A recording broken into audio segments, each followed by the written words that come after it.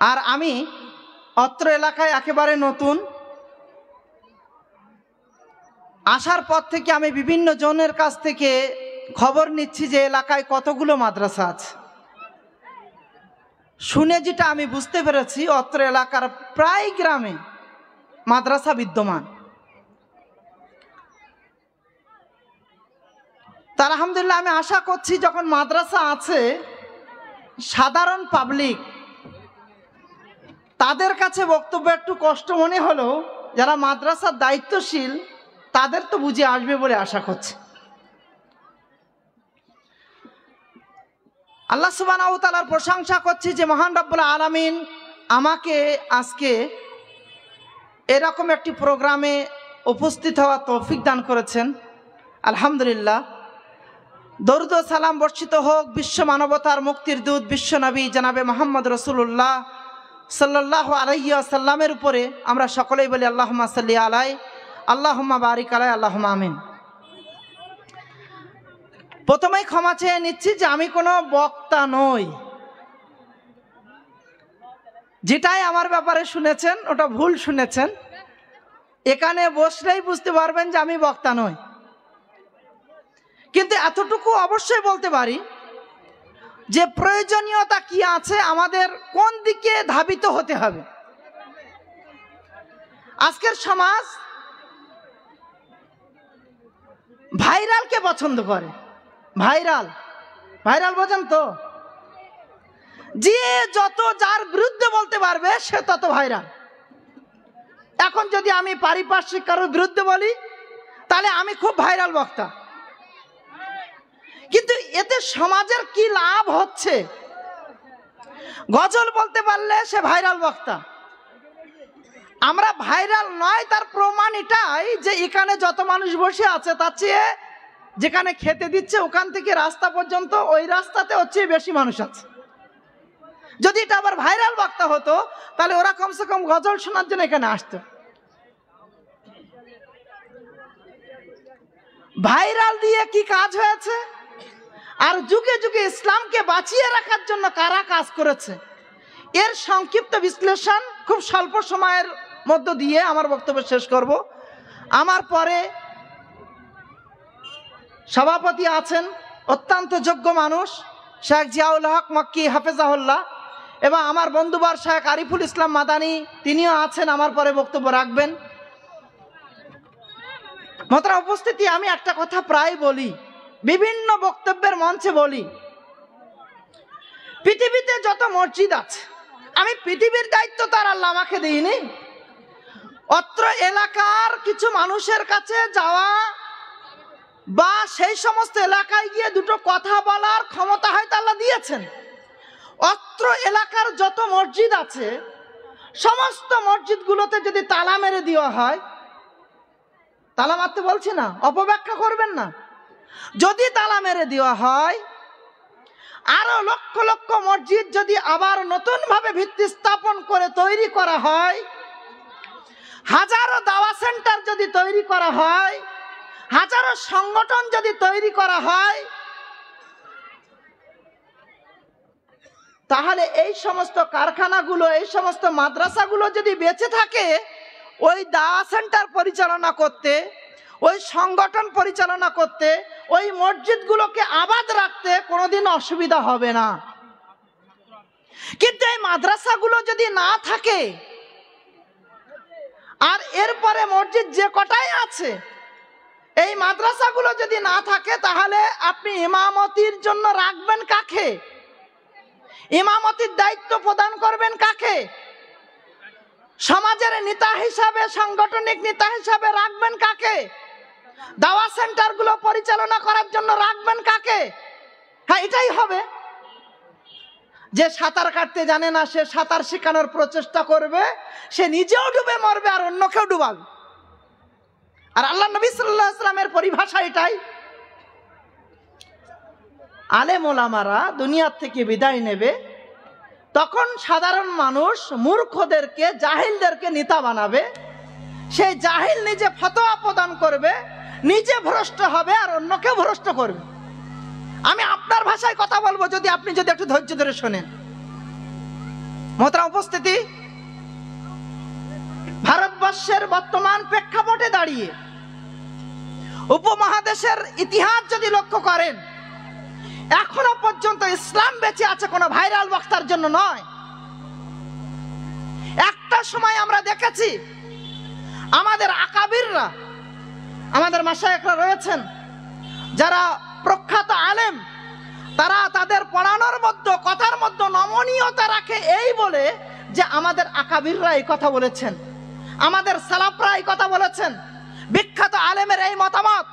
কিন্তু বর্তমান দিনের কোন ভাইরাল বক্তাকে কথা বলতে শুনবেন না যে এটা আকাবিররা বলেছেন, এটা সালাফরা বলেছেন, বিখ্যাত মুহাদ্দিসের এই উক্তি ছিল, এ কথা কোনোদিন বলবে না। বলবে আমার মতামত এটা,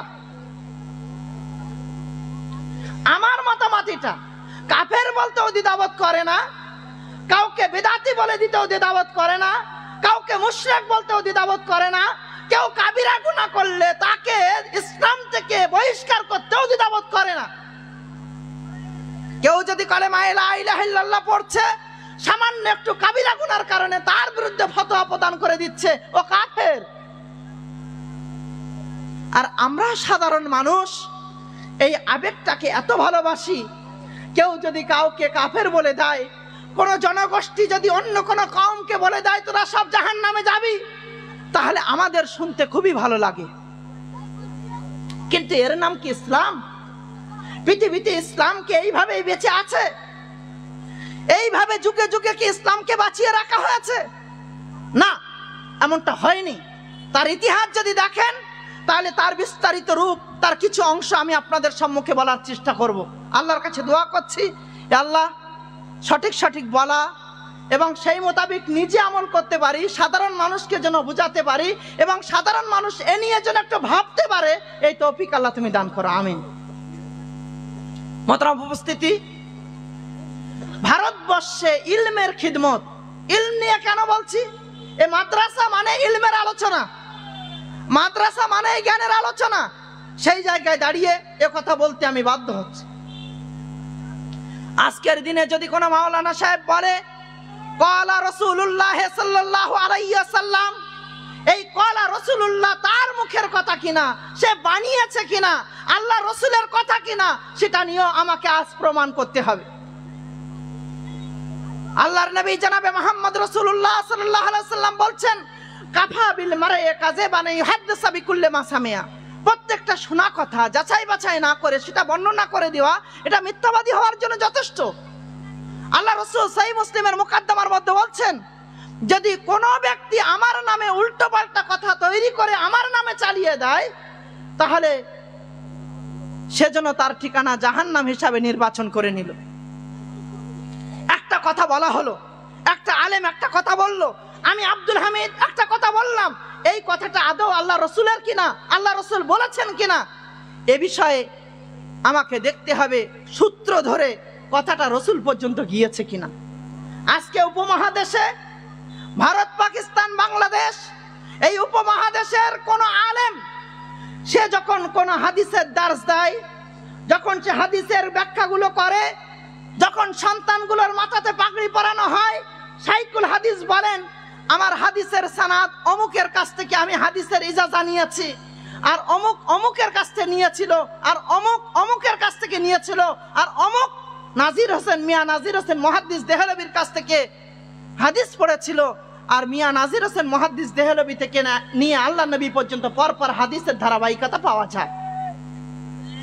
যদি এই খিদমতকে দুই ভাগে ভাগ করতে পারি, একটা হলো শাহ ওলিউল্লাহ মুহাদ্দিস দেহলভির পূর্ববর্তী যুগ, আর একটা হলো শাহ ওলিউল্লাহ মুহাদ্দিস দেহলভির পরবর্তী যুগ।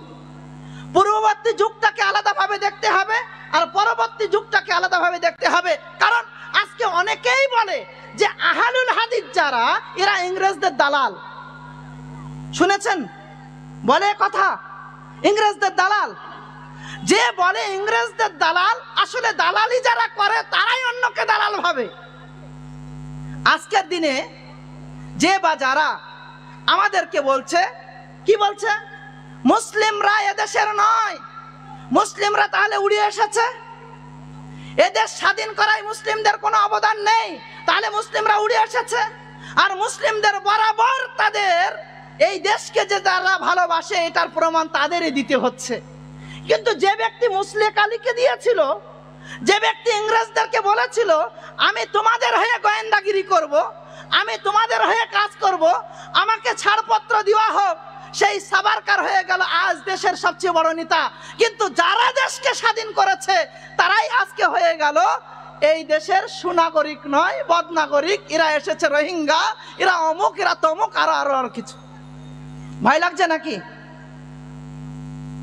এত সহজ হয়ে যাবে যে আজ কেউ ফুৎকার দিয়ে আমাকে উড়িয়ে দিতে চাইবে আর আমি উড়ে যাব। আর আজকে এই কওমের মধ্যে যারা মুসলিম বলে দাবি করছে তারা কেউ বলবে আহলুল হাদিসরা ইংরেজদের দালাল, আর সেটা আমি শুনে নেব। হতে পারে না, কোনোদিন নয়। তার ইতিহাস আপনাকে জেনে যেতে হবে। একটা জিহাদের ইতিহাস রয়েছে, জিহাদের অপব্যাখ্যা করবেন না। এই দেশকে স্বাধীন করতে, এই দেশকে ওই সমস্ত বদমাইশদের হাত থেকে মুক্ত করতে যারা লড়াই করেছিল, এই দেশকে যারা ফিরিয়ে এনেছে তার সক্ষমতায়, সেটাই ছিল জিহাদ। কারোর বাড়িতে বোমা মারার নাম জিহাদ হতে পারে না, কাউকে রাতের অন্ধকারে উড়িয়ে দেওয়ার নাম জিহাদ হতে পারে না, অন্য কাউ কাবিরা গুনাহ করলো বলে তাকে মেরে দিতে হবে এর নাম জিহাদ হতে পারে না। নিজের নফসের বিরুদ্ধে লড়াই করাটাও জিহাদ, এটাই আমরা বিশ্বাস করি। আর যখন দেশের সরকার যখন আমাদেরকে ডাক দিয়েছে, অন্য কেউ আমাদের দেশটাকে দখল করতে চাইছে, এসো তোমরা ঝাঁপিয়ে পড়ো, সেই মুহূর্তে গিয়ে আমরা ঝাঁপিয়ে পড়েছি। সেই জায়গায় যতটুকু করণীয় সেটা আমরা করার চেষ্টা করেছি। মহতারাম উপস্থিতি, আজকের দিনে যে বা যারা মনে করে আহলুল হাদিসরা ইংরেজদের দালাল, তাদের উদ্দেশ্যে বিশেষভাবে বলতে চাই, আল্লাহর নবী জনাবে মুহাম্মদ রাসূলুল্লাহ সাল্লাল্লাহু আলাইহি ওয়াসাল্লামের যুগটা হলো স্বর্ণ যুগ। সাহাবা کرامদের যুগ সম্পর্কে আল্লাহর নবী বলছেন খায়রুল কুরুনে কারনি সুম্মাল্লাযিনা ইয়ালুনহুম। সেই সাহাবা کرامদের ব্যাপারে আল্লাহর নবী সাল্লাল্লাহু আলাইহি ওয়াসাল্লাম কখনো বলছেন, কি বলছেন? ফাইন আমানু বিমিসলি মা আমানতুম বি। ঈমান আনতে হলে সাহাবা کرامদের মতো করে ঈমান আনো, ফাকাদ ইহতাদাও, হিদায়াত পেয়ে যাবে। তখন আল্লাহর নবী বলছেন লা তাসুব্বা সাহাবী, লা তাসুব্বা সাহাবী, লা তাসুব্বা সাহাবী। তোমরা আমার সাহাবীদেরকে গালি দিও না, তোমরা আমার সাহাবীদের ব্যাপারে লানতান করো না, তোমরা আমার সাহাবীদের ব্যাপারে উল্টোপাল্টা কথা বলো না। লাউ আনফাকা মিসলা উহুদিন যাহাবা মা বালাগা মুদ্দা আহাদিহিম ওয়ালা নাসিফা। যদি তোমরা উহুদ পাহাড় সমান সোনা খরচ করো আর আমার সাহাবা کرامরা 250 গ্রাম কোনো কিছুই যদি আল্লাহর রাস্তায় খরচ করে থাকে, আমার সাহাবীদের মর্যাদায় তোমরা পৌঁছাতে পারবে না। আল্লাহ সুবহানাহু ওয়া তাআলা যে স্বর্ণ যুগের সাহাবা کرامদের ব্যাপারে কখনো কোরআন মাজিদে বলছেন উলাইকা হুমুল মুফলিহুন, কখনো বলছেন উলাইকা হুমুর রাশিদুন, কখনো বলছেন উলাইকা হুমুস সাদিকুন, কখনো বলছেন রাদিয়াল্লাহু আনহুম ওয়া রাদু আনহু। তারা ছিল সেই স্বর্ণ যুগের সাহাবা کرام। সেই সাহাবা کرامদের জামানা চলে যেতে না যেতে, তাবা তাবিঈনদের জামানা চলে যেতে না যেতে, আহলুল হাদিস উলামা کرامরা দ্বীনি ইলমের খিদমত, ইসলামকে বাঁচিয়ে রাখার খিদমত কিভাবে করেছিল তার নমুনা একবার দেখার চেষ্টা করুন। একজন আবু আব্দুল্লাহ মুহাম্মদ আল মাকদেসি, যিনি বলা যেতে পারে পরিপ্রযোজক হিসাবে যখন সিন্ধ প্রদেশের বিভিন্ন এলাকা, যেটা কেরালের এলাকা বর্তমান বলা হচ্ছে, সেখানে যখন আসলেন, তিনি দেখতে পেলেন সেখানে মানসুরা নামক একটি জায়গাতে কিছু মানুষ, তাদেরকে কিছু মুস্তাহিদ, কিছু বিশেষ সাহাবা کرامদের মধ্যে বা তার পরবর্তীতে কিছু মুস্তাহিদরা এসে, মুহাদ্দিসিনরা এসে, বা কিছু সালাফদের মধ্যে কেউ কেউ এসে যারা কোরআন আর সহিহ সুন্নাহর জ্ঞানের আলো সেখানে ফুটিয়েছে। এই পরিব্রাজক বলছেন আমি যখন ওখানে গেলাম, তাদের আকীদা মানহাজ, তাদের আদর্শকে আমি লক্ষ্য করলাম, না তারা হানাফি ছিল, না তারা শাফিঈ ছিল, না তারা হাম্বলি ছিল, তবে আমলগত কিছু থাকলেও তাদের মধ্যে পরিপূর্ণ এমন কিছু দেখা যায়নি। তারা কোরআন আর সহিহ সুন্নাহর উপরে অটল ছিল, আমি তাদেরকে দেখেছি। হিজরিটা মনে করুন 375 হিজরি, 375 হিজরিতে এই খবর পাওয়া যাচ্ছে সেখানে আহলুল হাদিসদের আগমন এবং সেখানে তারা এই উপমহাদেশে এসে কাজ করেছে। দ্বিতীয় নাম্বার, হাদিস শাস্ত্রের একজন বিখ্যাত রাবী, যার থেকে ইবনে মাজাহ ছাড়া প্রত্যেকটা হাদিস গ্রন্থ তার থেকে হাদিস বর্ণনা করেছেন, যার নাম কুতাইবা বিন সাঈদ আল বাগলানি। ইবনে মাজাহ ব্যতীত প্রত্যেকেই তার কাছ থেকে হাদিস বর্ণনা করেছেন। শুধুমাত্র সহিহ বুখারীতে 308টা হাদিস তার থেকে বর্ণনা করা হয়েছে। এই বাগলানটা কোথায় অবস্থিত? এটা উপমহাদেশে অবস্থিত। আর এই উপমহাদেশের একজন রাবীর কাছ থেকে এতগুলো হাদিস বর্ণনা করা হয়েছে, তাহলে উপমহাদেশে হাদিসের খিদমত ছিল, তার প্রমাণ এখান থেকে পাওয়া গেল। বিখ্যাত একজন আলেম ইমাম সাকানি রাহিমাহুল্লাহ 577 হিজরিতে একটা কিতাব লিখেছিলেন, মাশারিকুল আনোয়ার। একটু কষ্ট করে শুনুন, আমি শেষে আপনার এলাকার কথা বলবো, আপনার এলাকায় কিভাবে কাজ হয়েছিল সেটা শুনবেন। একজন ইমাম সাকানি মাশারিকুল আনোয়ার বইয়ের মধ্যে ইমাম বুখারী, ইমাম মুসলিমের সমস্ত হাদিসগুলোকে জমা করেছেন। এছাড়া তার একটি খিদমত হলো মাজমাউল বাহরাইন, যেখানে ইলমে হাদিসের আরবি ভাষার ডিকশনারি হিসাবে সে বইটা উল্লেখ করা হয়েছিল। তারিখ কখন বললাম? 577 হিজরিতে। পরবর্তীতে যদি দেখেন শেখ হুসামউদ্দিন, তার লিখিত বই কানজুল উম্মাল, ভারতের জৈনপুর, বেনারা জৈনপুরে তার জন্ম। ইমাম সুয়ুতির আল জামিউল কাবির আর জামিউস সাগির, এর দুটো বইকে একত্রিত করে বিভিন্ন অধ্যায় রচনা করে কানজুল উম্মালের মধ্যে একটা ব্যাখ্যা তিনি সেখানে দিয়েছেন। এমনি ভাবে যদি দেখেন শাহ ওলিউল্লাহ মুহাদ্দিস দেহলভির পূর্বে মাওলানা তাহের পাটনি, পাটনাতে তার জন্ম। তার লিখিত বই তাজকিরাতুল মাওজুআত, যেখানে তিনি জাল এবং যায়ীফ হাদিসগুলো উল্লেখ করেছেন। তার আরেকটি খিদমত আল মুগনি, যেখানে খুব কঠিন কঠিন রাবির নামগুলোকে উল্লেখ করে তিনি বর্ণনা দিয়েছেন। তার আরেকটি বই মাজমাউ বাহারিল আনোয়ার, যেখানে কোরআন এবং হাদিসের কঠিন কঠিন শব্দগুলোকে উল্লেখ করা হয়েছে। ঠিক এমনি ভাবে শেখ আহমদ সিন্ধি 1034 হিজরিতে মৃত্যুবরণ করেছেন। এমন অনেক ব্যক্তিত্বের কথা জানি। শাহ ওলিউল্লাহ মুহাদ্দিস দেহলভির পূর্বে তারা এই উপমহাদেশে ইসলামের ইলমের খিদমত করেছেন। এবারে আসি শাহ ওলিউল্লাহ মুহাদ্দিস দেহলভির জামানা। শাহ ওলিউল্লাহ মুহাদ্দিস দেহলভিকে সবাই দাবি করে উনি আমাদের লোক। আহলুল হাদিসরা দাবি করছে না করছে পরের কথা, বিভিন্ন মাযহাবী ভাইয়েরা তারা দাবি করছে ওলিউল্লাহ মুহাদ্দিস দেহলভি আমাদের লোক। কাদের লোক ওটা বলার দরকার নেই। যদি তার খিদমতকে লক্ষ্য করেন তাহলে স্পষ্ট হয়ে যাবেন এখান থেকে কিছু বিষয়ে। শাহ ওলিউল্লাহ মুহাদ্দিস দেহলভি, যিনি 1703 খ্রিস্টাব্দে জন্মগ্রহণ করেন, 1732 খ্রিস্টাব্দে তিনি এখান থেকে হজ করতে গিয়েছিলেন। কোথায় কোথায় হজ করতে গিয়েছিলেন? আজমির? কোথায়? মক্কায়। আচ্ছা, আসলে উনি সেই সময় যেটা নিয়ে গিয়েছিলেন বা তার যে আকীদা ছিল, সেই আকীদার মানুষগুলো এখন আজমিরকে হজ হিসাবে গণ্য করে। তাই আমি কথাটা একটু অন্যভাবে বললাম।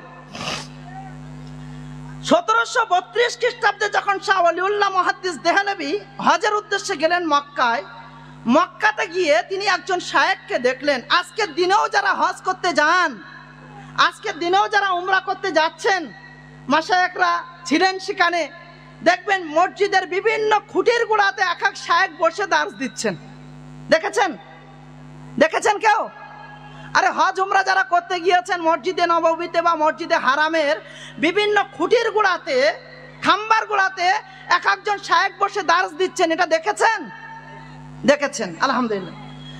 তো শাহ ওলিউল্লাহ মুহাদ্দিস দেহলভি গিয়েছেন, তখনও এই ব্যবস্থাপনা ছিল। শাহ ওলিউল্লাহ মুহাদ্দিস দেহলভি দেখছেন একজন বৃদ্ধ মানুষ, যার নাম আবু তাহের মোহাম্মদ বিন ইব্রাহিম কুর্দি মাদানী রাহিমাহুল্লাহ।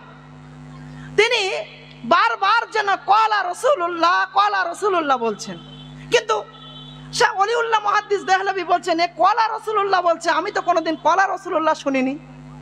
আমি যেখান থেকে এসেছি আমি কখনো শুনেছি কলা আবু হানিফা, আমি কখনো শুনেছি কলা মালিক, আমি কখনো শুনেছি কলা শাফি, আমি কখনো শুনেছি কলা আহমদ ইবনে হাম্বল, আমি কখনো শুনেছি কলা জুফর, আমি কখনো শুনেছি কলা ইউসুফ, আমি কখনো শুনেছি কলা ইয়াকুব, আমি তো কলা রাসূলুল্লাহ শুনিনি। যাক, শুনতে তো ভালো লাগছে, একটু দার্সে বসে দেখি। দার্সে বসেছেন, খুব মজা লাগছে। আল্লাহ রসুল বলেছেন এ কথা, আল্লাহ রসুল বলেছেন এটা করা যাবে, আল্লাহ রসুল বলছেন এটা করা যাবে না, আল্লাহ রসুল বলছেন তোমরা এটা করো। কথাগুলো তো খুবই ভালো লাগছে। 14 মাস তার দার্সে বসলেন। 14 মাস পরে যখন ফিরে আসছেন তখন বলছেন, সাহেব আমি উপমহাদেশ থেকে এগুলো নিয়ে এসেছিলাম, সবকিছু রেখে আমি কলা রাসূলুল্লাহ নিয়ে উপমহাদেশে ফিরে যাচ্ছি। ফিরে আসলেন। আমালান শাহ ওলিউল্লাহ মুহাদ্দিস দেহলভী হানাফি ফিকের উপরে বিশ্বাসী হলেও শাহ ওলিউল্লাহ মুহাদ্দিস দেহলভীর তাদরিসান বা তালিফান তার কোনো বিষয় আপনি দেখতে পাবেন না যে কোনো বিষয় এমনটা হয়েছে যে ওই দিকে ধাবিত হয়েছে। তারপরেও আজকে যদি কেউ দাবি করে করুক, তাতে আমার অসুবিধা নেই। শাহ ওলিউল্লাহ মুহাদ্দিস দেহলভী তার সন্তান শেখ আব্দুল আজিজ মুহাদ্দিস দেহলভীর কাছে অর্পণ করে যাচ্ছে, বাবা এই হাদিসের খিদমত তুমি করবে। তার সন্তানের একটি লিখিত বই বুস্তানুল মুহাদ্দিসিন। এমনি ভাবে তিনি তার সন্তানকে আবার দায়িত্ব দিয়ে যাচ্ছেন শাহ ইসহাক মুহাদ্দিস দেহলভী। শাহ ইসহাক মুহাদ্দিস দেহলভী। এবারে আপনাদের কাছে আসি, এবার ভেজালটা এবার শুরু হচ্ছে, ভালো করে কানটা খাড়া রাখবেন। ভেজালের জায়গা এবার শুরু হচ্ছে।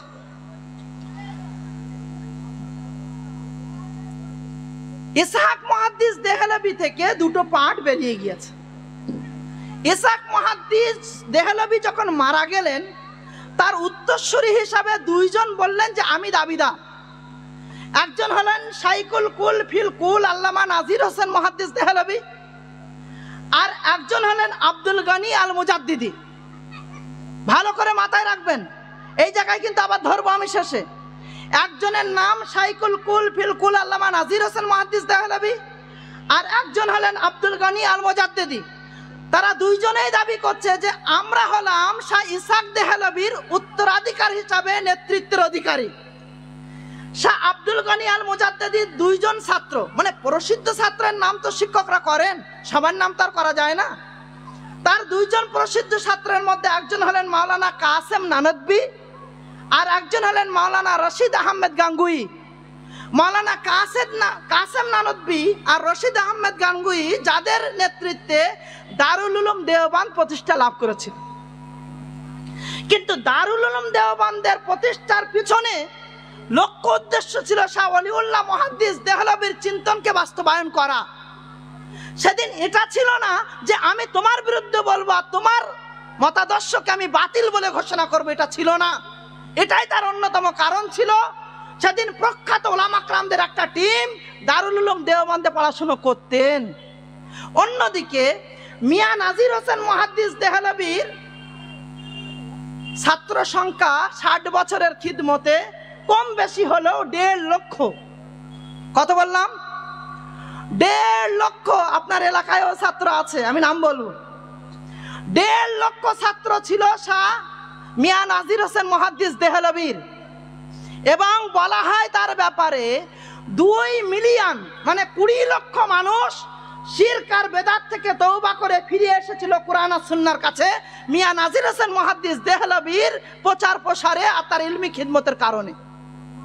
কত বললাম? 20 লক্ষ। 20 লক্ষ মানুষ তওবা করে ফিরে এসেছিল কোরআন সুন্নাহর কাছে, শিরক আর বেদাতকে ছেড়ে দিয়ে। আজকে আমাদের কথা কজন শোনে? যে শোনে না তা কি করব? কি প্রচেষ্টা তুমি করেছো? তুমি বলছো আমি এত বড় নেতা, তোমার নেতাগিরি শুধুমাত্র নেতাগিরি হয়ে থাকবে, তোমার প্রচেষ্টাটা কোথায়? তুমি কি করেছো? তুমি যে একটা ভালো কাজ করছে তার পিছনে কিভাবে কাঁটি মারতে হবে, খোঁচা দিতে হবে, এই প্রচেষ্টায় তুমি লেগে আছো।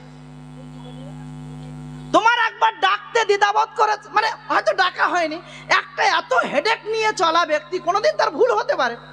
আমার ডাকিনি মানে ওর জলসা কি করে হয় আমি দেখিয়ে দেবো। আরে ভাই, হাড়ে হাড়ে উপলব্ধি করি। এরকম জলসা যারা গিয়েছেন তারা জানেন, মাদ্রাসা সালাফিয়া ঘোড়ার আসে প্রতিবার জলসাতে 20 থেকে 23,000 মানুষ থাকে, মানুষ হয়। তাই সাধারণ সিম্পলি বিষয় নিয়ে আমাকে বলিনি তো। আব্দুল হামিদ এখন অনেক বড় হয়ে গিয়েছে, আমাদের আর প্রয়োজন হয় না। হযরত ওমর রাদিয়াল্লাহু তাআলা আনহুর কাছে আল্লাহর নবী পরামর্শ চাইছেন, ওমর এই উহুদে যারা পাকড়াও হয়েছে বদমাইশগুলো, এদের কি করা যায় বলো তো দেখি।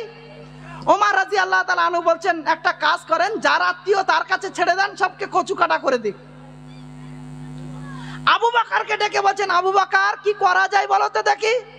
আবু বকর বলছেন, না মারতে টারতে হবে না, জরিমানা হিসাবে আমাদের বাচ্চাগুলোকে পড়িয়ে দেবে আর কিছু জরিমানা নিয়ে ছেড়ে দেন। পরবর্তীতে আল্লাহ সুবহানাহু ওয়া তাআলা উমরের ফয়সালার ব্যাপারে প্রশংসা করে উপর থেকে আল্লাহ সুবহানাহু ওয়া তাআলা ওহী পাঠাচ্ছেন। আজকে যদি উমরের জায়গায় কেউ থাকতেন তা কি বলতেন? দেখেছিস তো শালা, আমার কথা শুনিনি, আজকের কি হলো, ওর দলে আমি থাকবো। ওমর কি বলেছিলেন না কথা রাদিয়াল্লাহু আনহু, যে আমি ওর দলে আর থাকবো না? না, এটা বলেননি। তাহলে আমরা যদি সেই সাহাবীদের পদাঙ্ক অনুসরণকারী হই, তাহলে আমাদের চিন্তনটাও সেই রকম উন্মুক্ত হওয়া দরকার। আল্লাহ সুবহানাহু ওয়া তাআলার কাছে দোয়া করছি যেন আমরা সেই অবস্থায় ফিরে আসতে পারি। মোহতারাম উপস্থিতি, মিয়া নাজির হোসেন মুহাদ্দিস দেহলভীর ছাত্র সংখ্যা ছিল 60 বছরে তার কাছ থেকে হাদিস অধ্যয়ন করেছেন 1.5 লক্ষের অধিক ছাত্র। তার মধ্যে প্রসিদ্ধ ছাত্র কয়েকজন, তার মধ্যে 1 নম্বর মাওলানা আব্দুর রহমান মুবারকপুরী, নাম শুনেছেন? আব্দুর রহমান মুবারকপুরী। আব্দুর রহমান মুবারকপুরীর লিখিত বই তোহফাতুল আওয়াজি, তিরমিজি শরীফের আরবি ভাষ্য, আজ পর্যন্ত হানাফি মাদ্রাসা হোক, শাফিঈ মাদ্রাসা হোক, দেওবন্দি মাদ্রাসা হোক, বেরেলি মাদ্রাসা হোক, শিয়াদের মাদ্রাসা হোক, তিরমিজি পড়ার জন্য কেউ যদি সহযোগী হিসাবে পাশে কোন আরবি গ্রন্থকে রাখে তরজমা স্বরূপ, তাহলে সেই বইটার নাম হলো তোহফাতুল আওয়াজি। কার লেখা? শেখ আব্দুর রহমান মুবারকপুরী রাহিমাহুল্লাহ লেখা।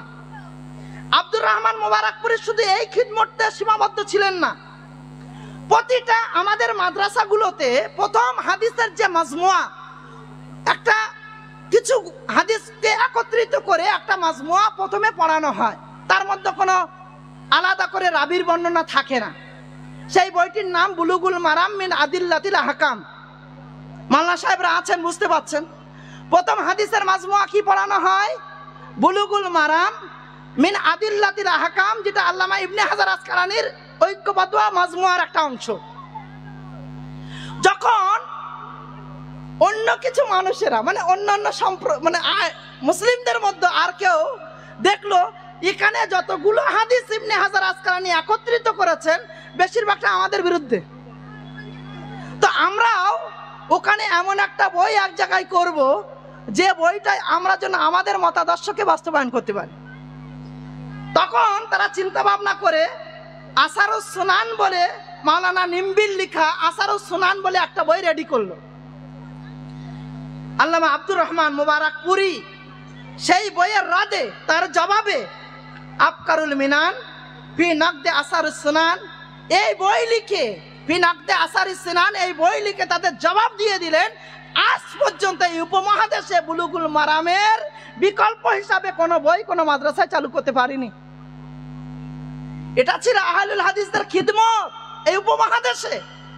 এমনকি খিদমত শুধু এই নয় যে লিখে দিলাম, কেউ যদি রদ করার চেষ্টা করেছে, কেউ যদি জাল জয়ীফ হাদিস ঢোকানোর চেষ্টা করেছে, কেউ যদি নবীর কথার অপব্যাখ্যা করার চেষ্টা করেছে, কেউ যদি নবীর কথা নয় এমন কথাকে চালিয়ে দেওয়ার প্রচেষ্টা করেছে, তাকেও আমাদের আসলাফরা ছেড়ে দেননি, আমাদের আকাবিররা তাদেরকেও ছেড়ে দেননি।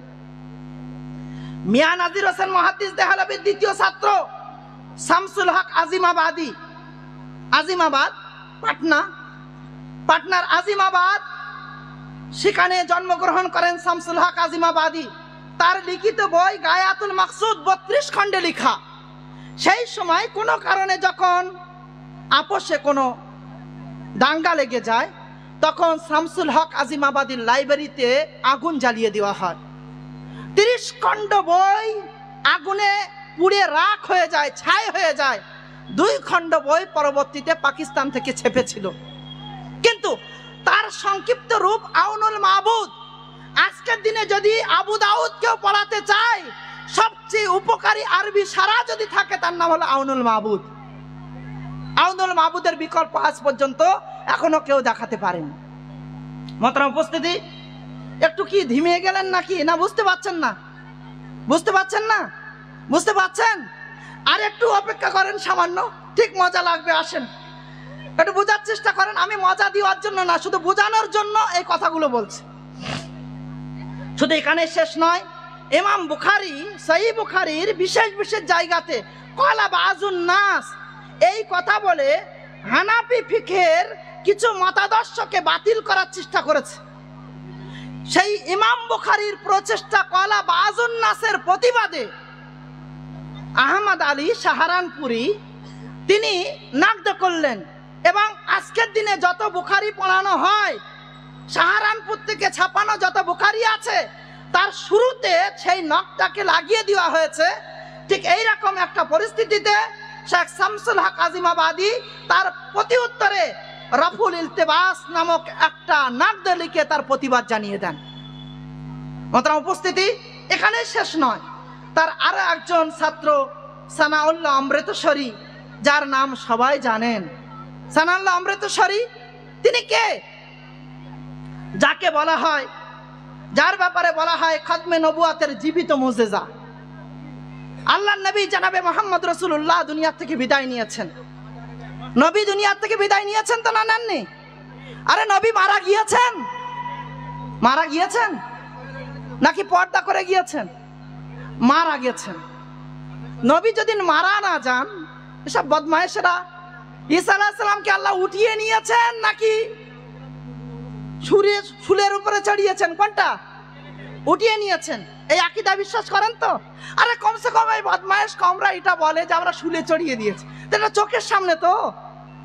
আর যারা বলে নবী মরেনি, তাদের কাছে যদি জিজ্ঞাসা করেন, তাদের হুজুরদের যদি জিজ্ঞাসা করেন যে মানুষ মারা গেলে কটা কাফন দিতে হবে গো, তা সে বলবে আল্লাহর নবীর 3টে সাদা কাফনের কাপড় দেওয়া হয়েছে, সুতির কাফনের কাপড় দেওয়া হয়েছে। আরে বেটা, নবী যখন মরেনি তাহলে সুতির 3টে কাফনের কাপড় তুই কোথায় পেলি? ওরা তো শুলে চড়িয়েছিল। আর তোদের কথার মধ্যে এত ঝুল বেকারি করতে গেলে ধরা পড়তেই হবে। যাই হোক, আমি যেটা বলতে চাইছি সেটা হলো এই, সানাউল্লাহ অমৃতসরী হলেন খতমে নবুয়াতের জীবিত মুজিজা। যখন নবী সাল্লাল্লাহু আলাইহি ওয়াসাল্লামের পরে গোলাম আহমেদ কাদিয়ানী দাবি করলেও যে আমি নবী, আনা খাতামুন নবীন, এর অর্থ হলো এটাই, আমি হলাম আংটিওয়ালা নবী, অর্থাৎ আংটি পরা যাবে, এরপরে নবী আসতে পারে। আমি গোলাম আহমেদ কাদিয়ানী তার নবীর একটা উদাহরণ প্রকাশ্য ময়দানে মুবাহারা করলেন সানাউল্লাহ অমৃতসরী, এই বলে যে তুমি আল্লাহর ওয়াস্তা দিয়ে বলো, যদি তুমি নবী সত্য হও, আমি সানাউল্লাহ অমৃতসরী ঘোষণা করছি আল্লাহ আমার জন্য গোলাম আহমদ কাদিয়ানীর আগে মৃত্যু হয়ে যায়। এবার তুমি বলো, তুমি যদি সত্য নবী না হও তাহলে তুমি মুবাহারা করো, তুমি এটা বলো যে আমার তোমার আগে মৃত্যু হবে। কি হয়েছিল? টয়লেটে পড়ে মারা গিয়েছিল। আর তারপরে 40 বছর যাবত খতমে নবুয়াতের জীবিত মুজিজা হিসাবে সানাউল্লাহ অমৃতসরী দুনিয়ায় বেঁচে ছিলেন। সানাউল্লাহ অমৃতসরী শুধু এই অবদান নয়, উপমহাদেশে আহলুল হাদিসদের যে একটা ঐক্যবদ্ধ করার প্রচেষ্টা যদি দেখেন, হতে পারে সেটা জামিয়াতে আহলে হাদিস। যখন মুসলিম লীগ এই চিন্তন গ্রহণ করলো যে আমরা ভোটের ময়দানে লড়তে যাব, আমরা কল আল্লাহ কল রসুলের মাধ্যমে মানুষের মাথায় শিরক ঢুকেছে, তো তৌহিদের ওষুধ দিয়ে ভালো করব, এই প্রচেষ্টা থেকে যখন ভুলে অন্য রাস্তা এখতিয়ার করলো, যখন কেউ যদি সুন্নাহ ভুলে বেদাত গ্রহণ করে তাকে সুন্নাহর ঔষধ দিয়ে ভালো করব, এই রাস্তা থেকে সরে গিয়ে যখন বলতে লাগলো, কি বলতে লাগলো? এ কথা বললে তো আবার কারো কারো রাগ হবে।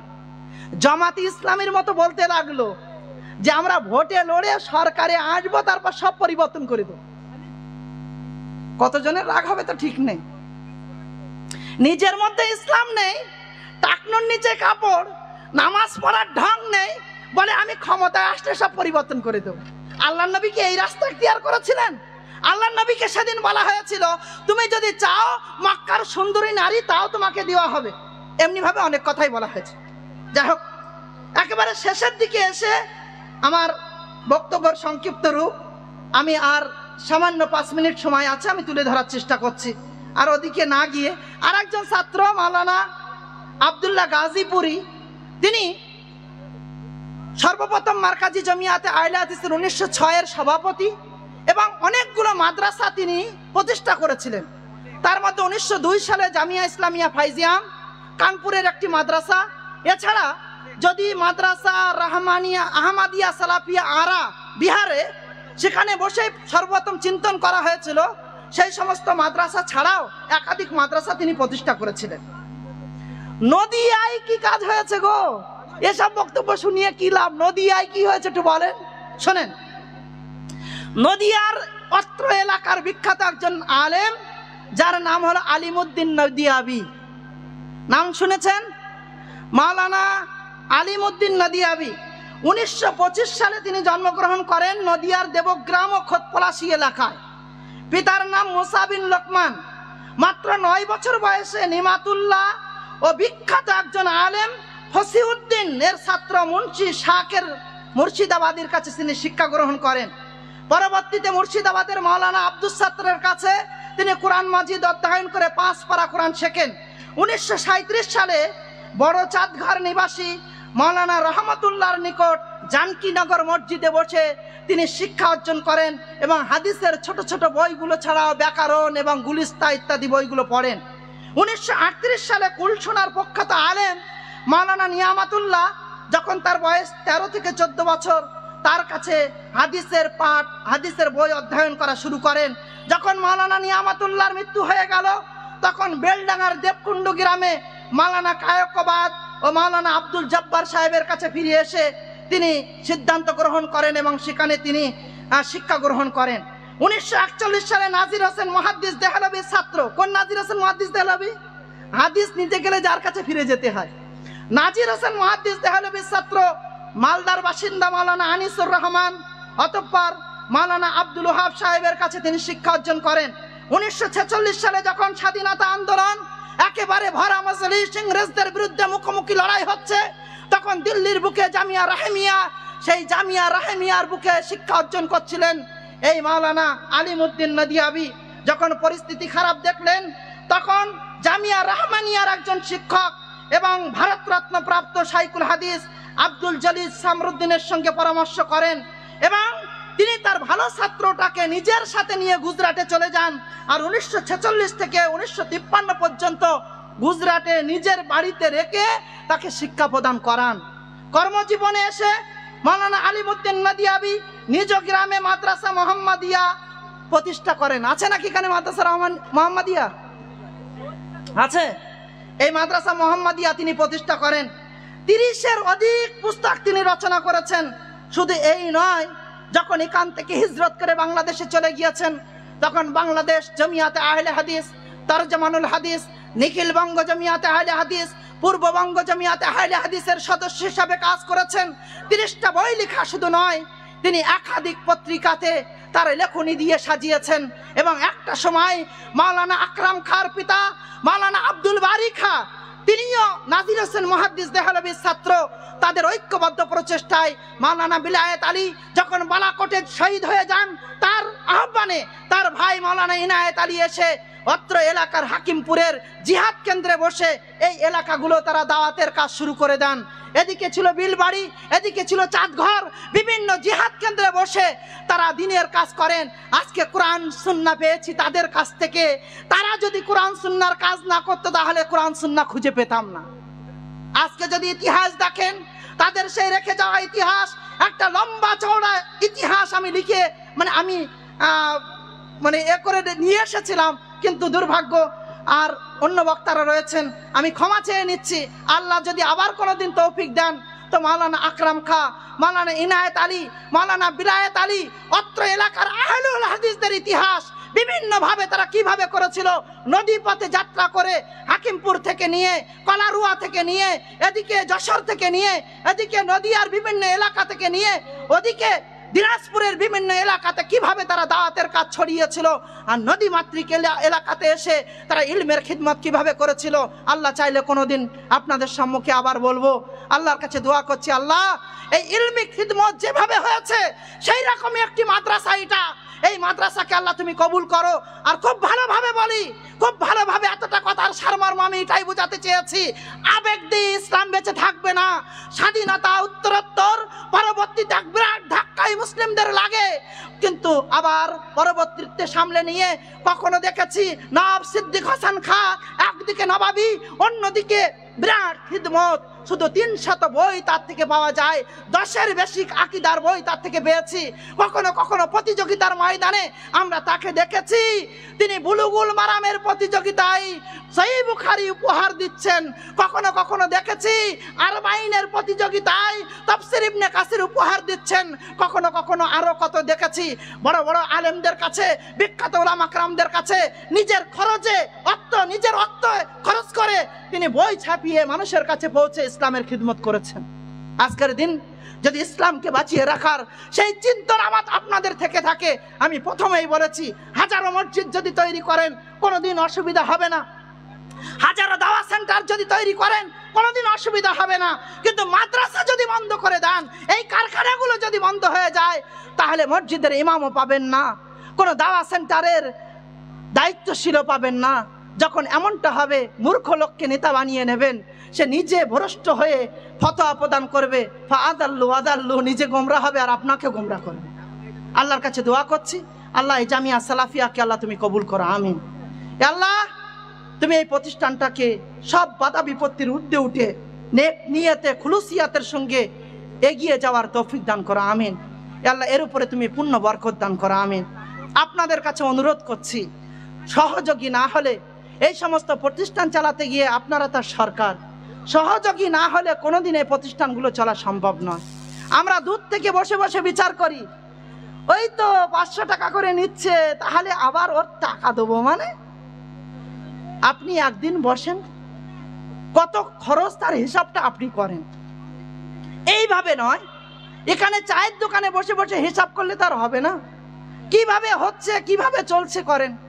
আজকে আমি একটা প্রতিষ্ঠানের ছোটখাটো দায়িত্বশীল, 700 বাচ্চা বোর্ডিংয়ে খায়, তা আলহামদুলিল্লাহ আমি বুঝি, আমি হাড়ে হাড়ে বুঝি, যখন কোনো মাদ্রাসাওয়ালাকে কেউ খারাপ বলে তা আমার মনে হয় মুখের সামনে তাকে কিছু বলে দিই, কারণ আমি জানি এ বলছে অজ্ঞতার কারণে বলছে, এ জানে না, এ বোঝে না, তাই এ কথাগুলো বলছে। তাই আপনাদেরকে বলবো, সাথে থেকে পাশে থেকে আপনারা মূল্যায়ন করুন, এবং কোনো জিনিস একদিনে বড় হয়ে যায় না, আপনাদের সহযোগিতা ছাড়া কোনোদিন বড় হবে না। আপনারা সহযোগী হলে, আপনারা পাশে দাঁড়ালে ইনশাআল্লাহ একদিন স্বপ্ন পূরণ হবে। একদিন আমি শুরু করেছিলাম তাজিবুর ভাইয়ের চেয়ে ছোট মাদ্রাসা, সেদিন 3টে রুম ছিল, কিন্তু আলহামদুলিল্লাহ আজকে মদিনা ইসলামী বিশ্ববিদ্যালয়ের সঙ্গে তার যুক্ত হয়েছে। এটা আমার দিবা স্বপ্ন ছিল, আল্লাহ স্বপ্নে বাস্তবায়ন করেছেন। প্রচেষ্টা এই সমাজের মানুষ করেছেন, আমরা তাতে হয়তো একটু প্রচেষ্টা করেছি, এই তাছাড়া কিছু না। আমি বিনীতভাবে অনুরোধ করি, আমি তাজিবুর ভাইয়ের আমার মতো অযোগ্যকে আজকে এই স্টেজে যে সুযোগ দিয়েছেন, আমি অন্তরের অন্তরস্থল থেকে ধন্যবাদ জানাচ্ছি, কিছু কথা বলার সুযোগ করে দিয়েছেন, এবং আমি আমার অজ্ঞতাপূর্ণ ভাষা দিয়ে হয়তো আমি বুঝাতে পারিনি, তার জন্য আমি ক্ষমা চাইছি। তবে আমার সারমর্ম এটা, আমার বক্তব্যের সারমর্ম এটাই যে আবেগ দিয়ে ইসলাম টিকে থাকবে না। ইসলাম আহলে ইলমের মাধ্যমে টিকে ছিল আর টিকে থাকবে।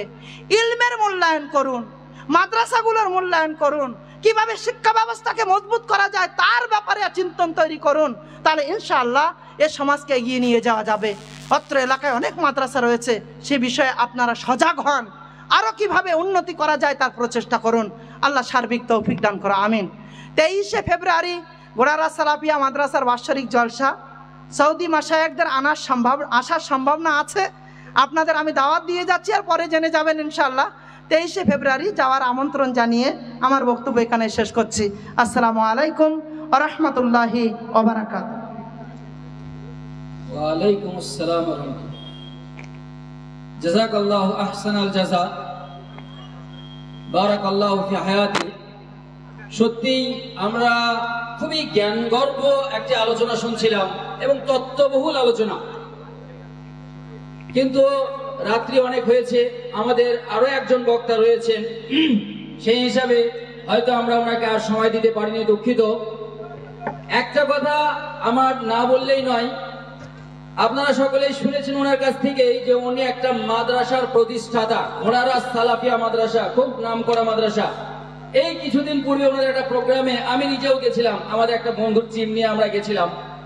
ওখানে আমরা যেটা দেখেছি, মানুষের কাছে যেটা শুনেছি, নিজে চোখে দেখেও এসেছি, সেই প্রোগ্রামে যত খাবার তৈরি করেছে, হাজার হাজার লোক এসেছিল। একদম সত্য কথা, স্বচক্ষে দেখে আসা কথা বলছি। তো বলছেন যে একটা খাবারও মাদ্রাসার অর্থ থেকে কিনতে হয়নি। কোথা থেকে এসেছে? সবজি থেকে আরম্ভ করে যত কিছু খাবার তৈরি হয়েছে সব এলাকার লোকে নিজ দায়িত্বে মাদ্রাসায় পৌঁছিয়ে দিয়ে গেছে। এবং এটা ওনারা বললেন, প্রতিদিন এই যে 1700 ছেলে মেয়ে ওখানে খাওয়া দাওয়া করছে, প্রতিদিনের সবজি, একদিন ওদের সবজিটা কিনতেই হয় না। কোথা থেকে আসে? এলাকার লোকের ভালোবাসা। এলাকার লোক মাদ্রাসাকে ভালোবাসে, সেই ভালোবাসায় তারা প্রতিদিন ওখানে সবজিগুলি পৌঁছিয়ে দিয়ে যান। আজকে এই লোকের ভালোবাসায় তিলে তিলে ওই মাদ্রাসাটি মুআদ্দালা হয়ে গেছে। ওখান থেকে ছেলেরা পড়াশোনা করে মদিনা ইউনিভার্সিটিতে পড়তে যাচ্ছে। আর সেই লোকের সঙ্গে আমাদের এলাকার সুসন্তান তাজিবুর রহমান যোগাযোগ রাখছে, কন্টিনিউয়াস যোগাযোগ রাখছে। ঠিক একইভাবে আপনারা দেখেছেন আজ দিনাজপুরের শেখ মতিউর রহমান আল মাদানী, তার সঙ্গে ওনার যোগাযোগ। তিনিও আজকে আসতেন, শরীর খারাপের জন্য হয়তো আসতে পারেনি, তিনার পরিবর্তে একজনকে পাঠিয়েছেন। এই যে কন্টিনিউয়াস শ্রম দিয়ে যাচ্ছে আজকে আমাদের তাজিবুর রহমান, এর একটা উদ্দেশ্য আছে, এর একটা মকসদ আছে, এর পাশে আমাদের দাঁড়ানো দরকার আছে। আমরা যদি আর 5টা মাদ্রাসার মতোই ভাবি তাহলে আমাদের ভুল হবে। কারণ দেখুন আজকে যে জালসাটা, আর 5টা মাদ্রাসার মতন কিন্তু জালসা হয়নি। অন্যান্য মাদ্রাসাগুলি কি হয়? আদায়কারী বক্তা আসে আর ঘন্টার পর ঘন্টা গাইতে থাকে, আর আদায় করতে গিয়ে কোনো তত্ত্ববহুল আলোচনা আমরা কিন্তু শুনতে পাই না, কোনো জ্ঞানগর্ভ আলোচনা কিন্তু আমরা শুনতে পাই না। সেখানে আদায়েই ব্যাপক সময় চলে যায়। কিন্তু আজকের দিনে সেটা হয়নি। ওর প্রচেষ্টা, আল্লাহর প্রচেষ্টাকে কবুল করুক। ও সর্বক্ষণ কিন্তু ছুটতে আছে, কিভাবে আমার এলাকার উন্নয়ন করা যায়, কিভাবে আমার মাদ্রাসার ছেলেরা লেখাপড়া শিখে তারা মদিনা ইউনিভার্সিটির মতো ইউনিভার্সিটিতে চান্স পায়, সেই প্রচেষ্টায় চলছে। অতএব আমি আমার এলাকার সমস্ত ভাই ও আব্বা জানাদের উদ্দেশ্যে বলবো, সমস্ত রকমের কিনা কপট, সমস্ত রকমের হিংসা, হাসাদ, এগুলিকে ত্যাগ করে ওর প্রচেষ্টার পাশে দাঁড়ান এবং আমাদের এলাকায় একটা সেই মুআদ্দালা প্রাপ্ত মাদ্রাসা গড়ে উঠুক। আমাদের সন্তানেরা যেন এখান থেকে পড়াশোনা করে মদিনা ইউনিভার্সিটির মতো ইউনিভার্সিটিতে তারা পড়ার সুযোগ পায়। এই জন্য যে প্রচেষ্টা চালিয়ে যাচ্ছে, সেই প্রচেষ্টাতে আপনারা সকলেই এগিয়ে আসুন। আপনাদের শ্রম দিয়ে, আপনাদের অর্থ দিয়ে, আর বিভিন্ন রকম ভাবে যেভাবে ওর পাশে দাঁড়ানো যায়, ওর পাশে দাঁড়ানোর জন্য আপনাদের কাছে আমি আবেদন করছি। এরপরে আমরা শেখ আব্দুল হামিদ আল ফাইজি, প্রধান শিক্ষক ঘোড়ারস মাদ্রাসার, যিনি এতক্ষণ আমাদের সামনে বক্তব্য রাখছিলেন, ওনাকে আমরা একটা মোমেন্ট দিব। সেই মোমেন্টটা তুলে দিচ্ছে আমাদের অত্র মাদ্রাসার প্রতিষ্ঠাতা ফজিলাতুল শেখ জনাব তাজিবুর রহমান সাহেব।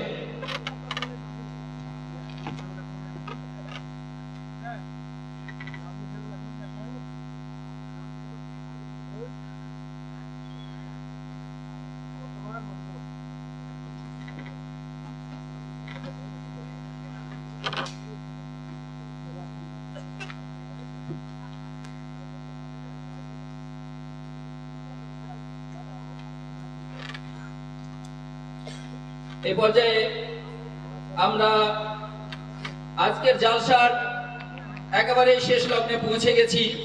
আমাদের যিনি প্রধান বক্তা, শেষ বক্তা এই জালসার, তিনি এসে গেছেন। তিনার বক্তব্য শোনার জন্য আমরা ইনশাআল্লাহ সকলেই প্রস্তুত আছি। তবে তিনার সেই বক্তব্য শুরু করার আগে মাশাআল্লাহ আরেকটা ভালো খবর, আমাদের শেখ আব্দুল হামিদ আল ফাইজি সাহেবের মাদ্রাসা থেকে আরো 4 জন শিক্ষক ওনার সঙ্গ দিয়েছেন, ওনার সঙ্গে এসেছেন। আমরা তিনাকেও মোমেন্টো দিয়ে বরণ করে নিতে চাচ্ছি।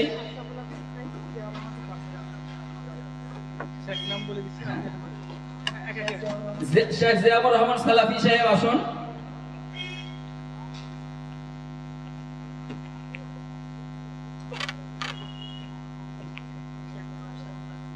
এরপরে আমাদের সামনে আসছে শেখ আশরাফুল হক সাহেব।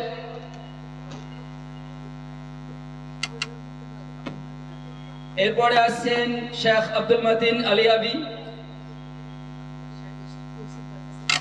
আর এরপরে আসছেন শেখ ইউসুফ গাজী আসসালাফি।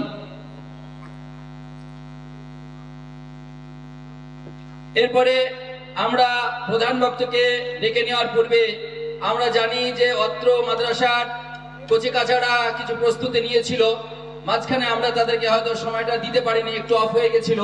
তাই আপনাদের কাছে অনুরোধ, কয়েকটা মিনিট আমরা নেব, কারণ বাচ্চারা অধীর আগ্রহে আছে, তারাও আজকের দিনে তাদের বক্তব্যটাকে একটু শোনাতে চাইছে। খুব স্বল্প সময় তাদেরকে আমরা দেবো, 2 মিনিট করে দেব। একটা উর্দু বক্তব্য পেশ করবে আমাদের সামনে তানভীর শেখ, তারপরে প্রস্তুত থাকবে একটা গজল নিয়ে নাজমে আলম, তারপরে প্রস্তুত থাকবে আরবি বক্তব্য নিয়ে শাহমাদ শেখ, আর তারপরে আমাদের প্রধান বক্তা ফজিলাতুল শেখ জনাব আরিফুল ইসলাম মাদানী হাফেজাহুল্লাহ স্টেজে আসছেন।